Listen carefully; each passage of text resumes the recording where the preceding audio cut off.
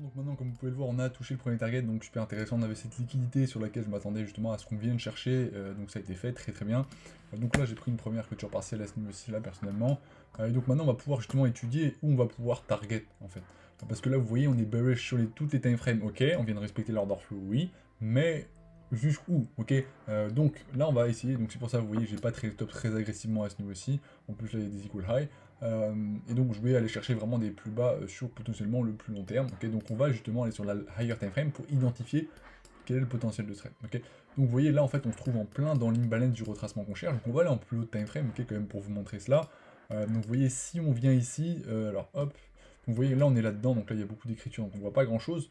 Mais vous voyez on est là-dedans. Okay, donc on est dans ce retracement qu'on attend et on comble de l'imbalance.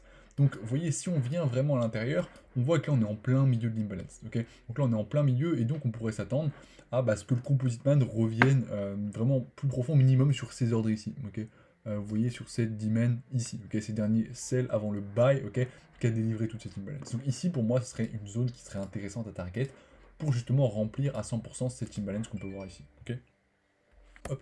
Donc, à quoi je pourrais m'attendre? Tout simplement à ce que le prix revienne au minimum jusqu'à ce niveau-ci, et donc pour le fixer en tant que target final potentiel. Parce qu'à mon avis, à partir de ce niveau-ci, okay, là on arrivera dans plein de dimension zones, et on va avoir un retracement plus conséquent pour soit faire des plus hauts, soit revenir plus bas. Okay, donc de toutes les manières, il y aura une grosse manipulation, et dans ce cas-là, je pense que tous mes trade stops et même mon point d'entrée sera potentiellement fait dépasser. Donc très bien, juste on va aller en R time frame pour identifier quand même ce qu'on peut avoir. Ouais, tu vois, en 2 jours c'est exactement la même chose. Si on va en weekly, est-ce qu'on pourrait avoir un beau point d'interest intéressant? Tu vois, en weekly on pourrait mettre ça en weekly, ok, on pourrait mettre ça comme ça, raffiner ça comme ça, toc, vous voyez, pour combler toutes les balances weekly, mais je pense quand même que je vais laisser cette zone comme ça pour quand même avoir un target qui a de fortes probabilités de se faire toucher, ok, pour minimiser l'imbalance. Okay. Donc ensuite, donc là il faudrait aller seulement en 2 weeks. Est-ce qu'on peut faire ça? 2 semaines, magnifique. Très bien, donc vous voyez en 2 semaines, on aurait cette dimension zone là vraiment qui serait intéressante pour potentiellement chercher des longues. faudra regarder ensuite si on a une belle accumulation pour faire des plus hauts. Très bien, donc ensuite on aura également cette zone à ce niveau-ci, mais mon target, vous voyez, va se fixer à ce niveau-ci, ok. Parce que là, vous voyez, on a une petite G-Main zone, et là-dedans, pour moi, le Combustiman va en profiter pour refermer tous ses ordres, ok. Ça va prendre du temps pour potentiellement retracer avant de faire des potentiels plus bas, ok. Donc voilà pourquoi mon target final va se situer à ce niveau-ci. Donc à partir de ce niveau-là, hop, qu'est-ce que je vais faire? Hop, je commence à retracer.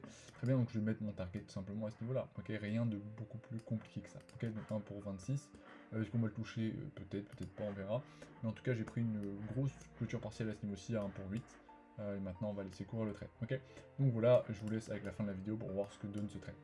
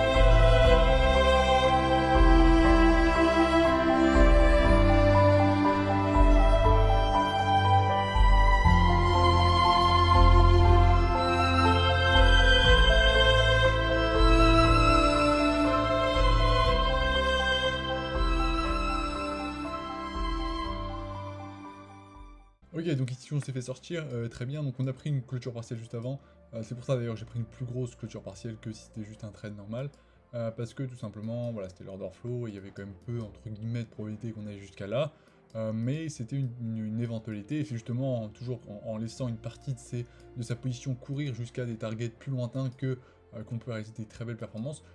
Attention, hein, ici le premier pare-chose était quand même un pare-chose important, 1 pour 7, vous voyez, donc c'est quand même déjà un beau R. Mais voilà, globalement. Ok. Donc voilà, ici on s'est fait sortir, donc au fur et à mesure de la journée, je vais continuer à rentrer dessus. Si j'ai des belles opportunités, donc il faudra regarder. Donc voilà, ça vous a montré un peu une vision de mon écran. Alors attends, hop, juste regarde. On a juste ça, donc très bien. Donc là, par exemple, ce qu'on pourrait faire, c'est prendre hop, cette supply zone, essayer de chercher un short là-dedans. Donc j'hésitais à prendre comme target final ça, ok, comme vous avez dû le voir sûrement au moment où je fixe mon TP, j'ai dû le mettre là et puis ensuite là. Mais voilà, globalement c'est un très bon trade. Donc ici je me suis sortir. C'est un très bon trade avec une clôture partielle qui était très très intéressante. Donc là, voilà, on aurait pu juste target l'order flow, ça aurait déjà été, voilà, c'est 1 pour 8, 1 pour 7, c'est déjà très bien, mais justement, le prix nous indiquait qu'il pouvait clairement aller jusqu'à plus bas, mais justement, ça n'a pas été le cas, ok. Je vais en faire plus, ok, des live trading où je vous montre mon écran, comment je trade derrière, comme ça c'est plus parlant peut-être pour vous. On revient sur la supply, là théoriquement on voit qu'on est bearish en 15 minutes, ok. Même si on voit en voilà, si on voit en plus petit time frame, on voit clairement que la structure n'est pas la même, mais en 15 minutes on est toujours bearish, donc je vais pouvoir chercher une confirmation en 30 secondes là-dedans. Donc ici on aurait potentiellement un... alors là ici, hop, ce qu'on pourrait avoir c'est alors hop, juste enlever ça, parfait. Donc là, qu'est-ce qu'on pourrait voir? Un potentiel buying climax juste à ce niveau-ci, ok, un automatic rally assis, un secondary test. Donc si on vient faire des plus hauts et casser la structure, je pourrais entrer en short là-dedans, ok. Donc on va attendre de voir ce qui se passe. Hop. Ici, ça pourrait être notre preliminary support potentiellement. Buying climax, automatic rally, secondary test, up trust, break pour des plus bas. Ok, donc on va attendre de voir ce que nous donne le prix et on aurait toujours ce target final qu'on a établi tout à l'heure qui serait encore potentiellement bon. Donc voilà, donc là on va regarder ce qui se passe. Donc nickel, donc ici on a un buying climax, automatic rally, secondary test. On va attendre d'avoir des plus hauts. Donc tant que le prix n'aura pas cassé au moins là, ça ne nous intéressera pas d'entrer. Sauf si on a un double break, un double BOS. Okay, donc ça on y reviendra si justement le prix n'est pas très clair et que finalement on veut une autre entrée. Si bien évidemment il n'y a pas d'equal high, etc. Mais pour l'instant c'est ça qu'on va essayer qu'on va attendre que le prix aille chercher tout simplement. Okay, donc là vous voyez il crée potentiellement des equal high à ce niveau-ci. Là, hop, si on va sur du 1 minute on le verra peut-être mieux. Vous voyez voilà à ce niveau-ci. Donc, vous voyez, pour les algorithmes par exemple de certaines banques, certaines institutions, qu'est-ce qu'elles voient? Elles voient en 1 minute ici que voilà, il y a une rejection, 2 rejections, 3 rejections. Là, ils commencent à s'intéresser. Okay, là, ils ont vu 1, 2, 3, 4, 5. Alors, ils sont potentiellement entrés en short sur cette engulfing. On vient les chercher. Donc, on va attendre que le prix vienne chercher ses plus hauts. Et ensuite, on ira chercher un short. Je vais juste chercher mes lunettes et on est reparti.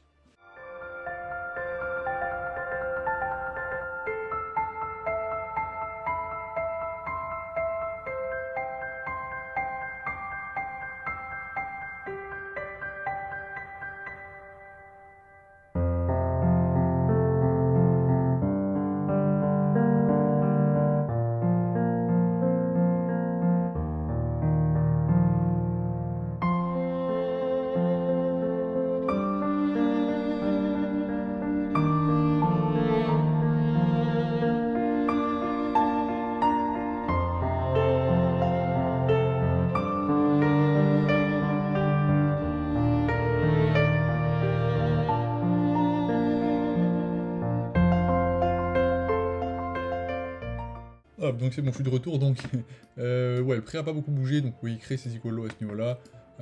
Puis ici, donc là, on va attendre de voir ce que le prix nous donne, donc on va attendre, tout simplement.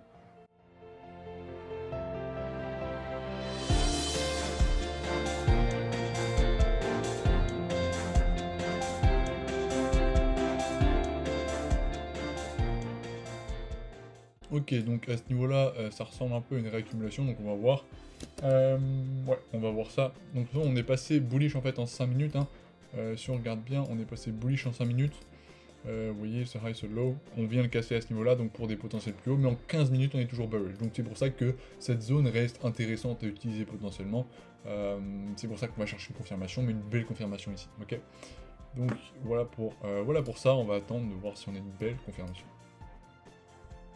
Ici potentiellement on aurait notre premier mouvement aussi à ce niveau là, ok, donc notre premier bloc institutionnel ici, donc là on va le valider, et à partir du moment où on vient le valider, là on pourra en fait chercher un double bloc, donc c'est à dire que le prix refasse un bloc institutionnel pour revenir dans l'ancien et se placer à la cassure avec un stop au-dessus. Ok, donc on va voir ce que nous donne le prix, toc.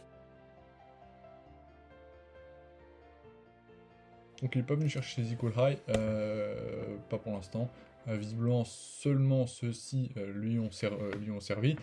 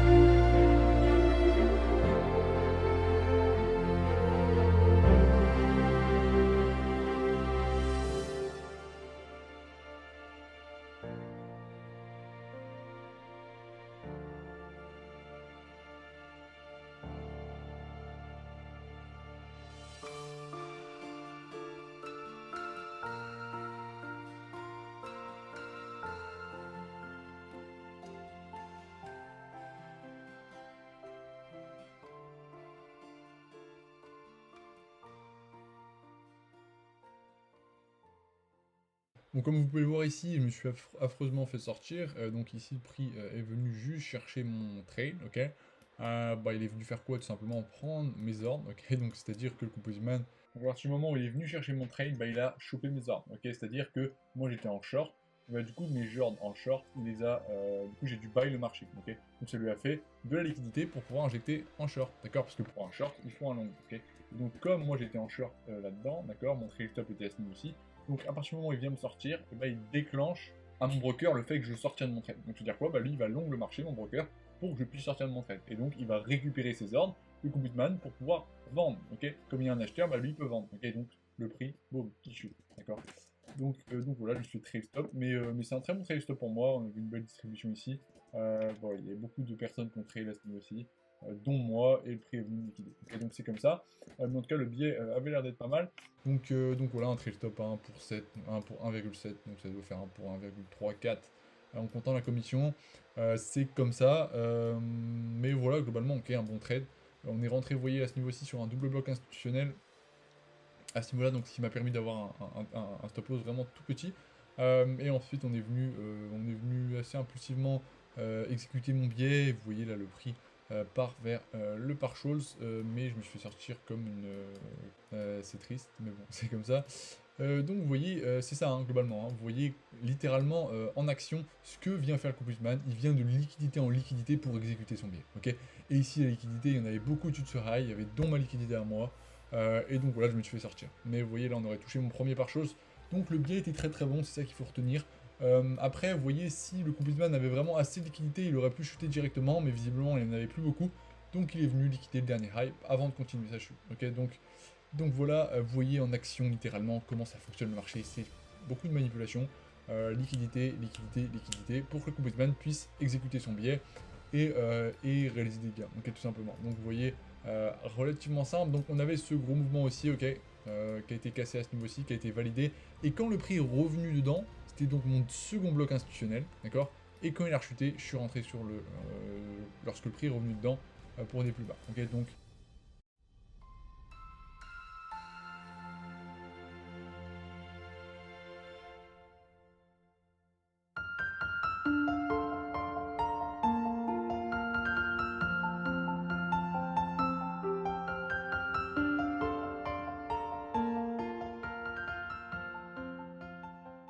voilà, c'est relativement minable. Mais bon, c'est comme ça. Voilà, pour moi, c'était un très bon trade stop. Mais après, voilà, le Postman n'avait plus assez de liquidité, donc c'est comme ça. Ok, il va chercher la liquidité, et la liquidité la plus grosse et la plus proche était à l'estime aussi. Tous ceux qu'on short avaient pour la majorité un trade stop à ce niveau-là. Donc c'est comme ça, je me suis fait sortir. Mais vous voyez, le biais était bon, c'est ça qu'il faut retenir. Donc on verra ensuite s'il va jusqu'en bas. Mais je vais essayer de retrouver des entrées s'il y a. Je vais aller sur 5 minutes juste pour voir que le prix nous donne. Voilà, je vais essayer de travailler ça. Je vais essayer de travailler dans ce mouvement impulsif baissier à partir de la question de cet order flow, ok. Parce que là on est passé bullish en 5 minutes, donc pour l'instant c'est pas intéressant. Mais si on repasse bearish en 5 minutes, je vais rechercher des shorts là. Et donc je pense que là déjà dans ce live trading vous aurez un bel exemple de comment je fais en live, ok. Vous voyez, je lis le prix tout simplement. Je suis dans la lecture du prix, à comprendre où le prix peut aller, ce qu'il doit faire, etc. etc. Placer, vous voyez, mes pare sur les endroits vraiment de liquidité très importants. Vous voyez le prix ici, là il vient là, il semble repartir. Ok, pourquoi? Parce qu'ici, tu vois, il y a des equal low, ok, il y a pas mal de liquidité ici, et donc c'est un point majeur de liquidité pour le Composite Man, d'accord. Donc il vient la chercher, et moi tout simplement c'est mon target. Ok, donc là il a pas été, enfin il a été touché, mais je suis plus dedans. Donc c'est comme ça, mais globalement ça vous donne vraiment une vision cohérente de comment j'applique ce que je vous enseigne. Ok, c'est vraiment lire le prix, ce qu'il veut faire, où il veut aller, pourquoi, quel est mon biais, par où il va passer, par où il doit revenir, est-ce qu'il manipule, quels sont les ordres qu'il a créés. Vous voyez ici il a créé plein d'ordres qu'il a dû refermer, il est venu les refermer par un petit bloc, une fois qu'il a été validé je suis entré dedans. Bref, vous voyez, c'est vraiment la lecture du prix, c'est totalement ça. Donc j'espère que c'est un contenu qui vous vraiment intéresse d'un point de vue vraiment très concret, je veux dire par là. Comme ça vous voyez en direct comment j'exécute en fait ce que je vous enseigne. Donc voilà, vous voyez c'est des RR qui sont colossaux, colossales, je sais pas comment on dit. 1 pour 66,67, mais ici, je suis plus dans le trade, ok. Donc vous voyez, je vais chercher des targets qui sont assez lointains, mais en réalité, je me fais pas toucher mon target final à chaque coup, ok, loin de là, ok, vraiment loin de là. Vous voyez ici un pare-chose, généralement c'est comme ça, hein, c'est un pare-chose.